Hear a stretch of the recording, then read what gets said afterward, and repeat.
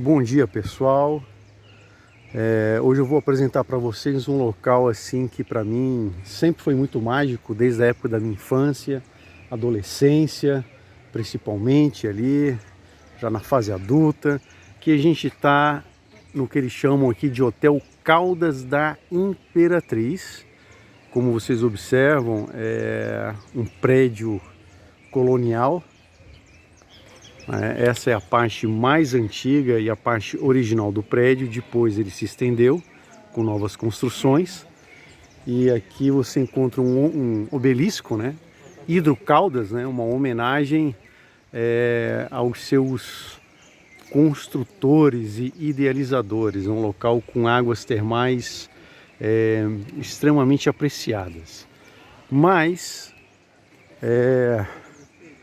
nem tudo são flores aqui, né? Existem uma história relativamente macabra. Não, relativamente macabra não, macabra mesmo, por detrás da construção desse prédio, dessa instância de águas termais. E eu vou passar para vocês aqui o outro lado da história. Pois então, esse é um documentozinho que você encontra aqui no hotel, né?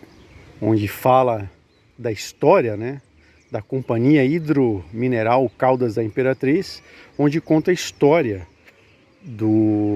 desse hotel. Eu vou ler só um trechozinho e aí depois vocês poderão entender melhor do que eu me refiro em relação à história desse hotel aqui, ó. Então, os primeiros registros, né, sobre a existência de águas termais na margem do rio Cubatão, que é um rio que fica próximo aqui de Santa Amaro, na verdade é um rio que passa pela cidade lá de Santa Amaro, foram feitos por Lecoq em 1809, o qual revelou ocorrências de águas parecidas com as de Harrogate, que é uma estância termal inglesa, né?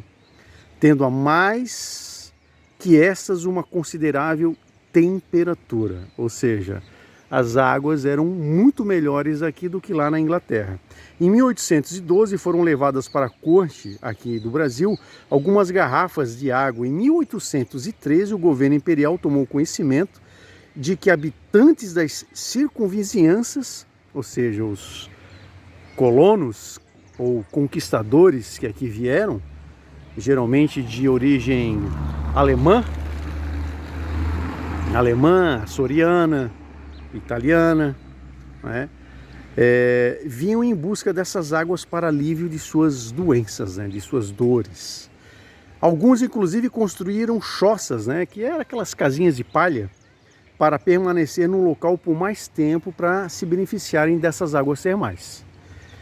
Pois bem, constatada a existência, aí que vem a coisa interessante aqui no texto, que eu quero chamar a atenção de vocês. A existência de tribos indígenas, ou seja, em nenhum momento esse documento ele coloca um nome dos povos indígenas que aqui habitavam, né? Eles colocam de forma bem pejorativa ou bem genérica, tribos indígenas, que destruíram as instalações rústicas e ali improvisadas. O governo imperial destacou um contingente policial para guardar o local. Aí a gente já tem um relato aqui, já das primeiras repressões, estilo faixa de Gaza, né? Ou seja, os sionistas resolveram invadir a terra dos palestinos aqui. Mas a 30 de outubro de 1814 foi o destacamento dizimado, detalhe, que se encontra aqui no documento, pelos selvagens. É exatamente isso. O documento, mesmo em pleno século XXI, 2023, chama essas pessoas de selvagens e de simplesmente tribos indígenas, né? Mas o termo selvagem aqui, bem destacado aqui, ó, se vocês observarem aqui, ó, aqui, ó. Selvagens. Continuando aqui só com a narrativa. Somente em 1818 as fontes foram retomadas dos índios por ordem do governo João Vieira Tovar de Albuquerque, devia ser algum bandeirante aí lá no caso da vida, né? Que fez o primeiro pronunciamento oficial publicado em 2 de fevereiro do mesmo ano, do qual destacamos o seguinte trecho. Olha só o que ele escreve. Temos entre nós um manancial de beneficência pública, e havemos de privar o público, a nação, enfim, a humanidade deste presente que nos confiou a natureza?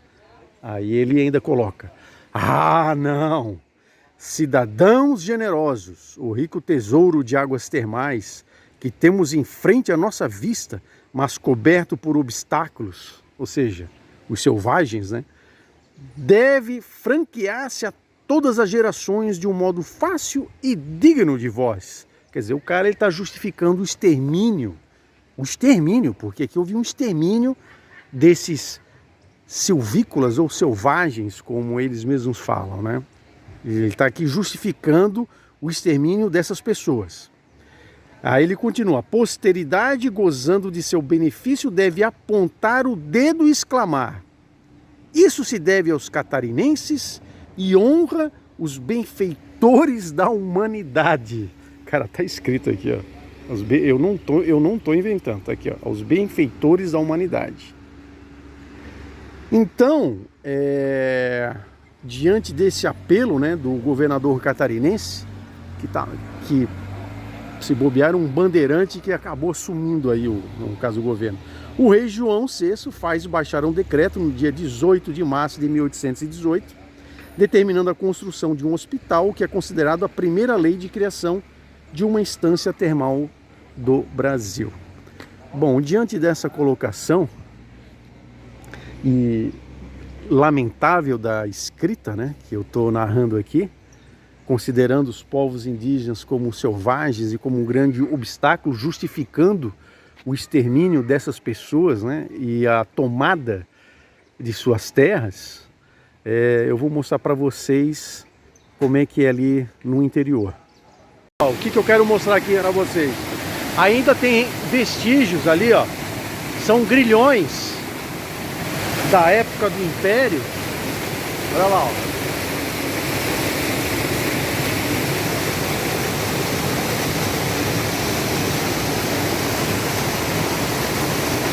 Viram ali? É um memorial macabro da época da escravidão. Esse hotel foi construído com sangue, suor e muitas lágrimas de pessoas negras, escravas, assim como de indígenas que foram exterminados e que lamentavelmente aqui no papel é triste isso, sabe? A população local insiste em chamar aquelas pessoas de selvagens, né, de assassinos, de silvícolas selvagens, e sequer se dão o luxo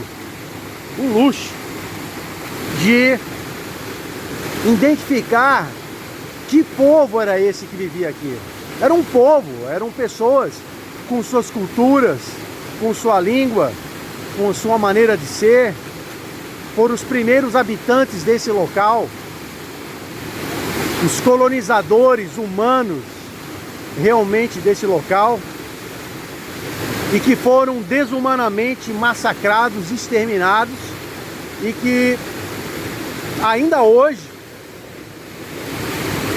aqui no papel, fazem questão de apagar a memória dessas pessoas. Mas a memória da dor, da escravidão, se encontra aqui. Se a educação não muda, se a educação não evolui, você continua sendo um pleistocênico, uma criatura com intelecto comprometido, uma pessoa que não sabe, que não evolui, e você vive só de aparências. Então, por que não expor de forma mais transparente a realidade que aconteceu aqui? Mas o que você vê é um discurso ainda de 1840 e pouco, 1870, justificando o extermínio dessas pessoas, né? Selvagens, né? Esses silvícolas, como eles mesmos falaram. É isso. Então eu deixo o vídeo aqui para você refletir nesse local maravilhoso, mas com memórias repletas de muita dor.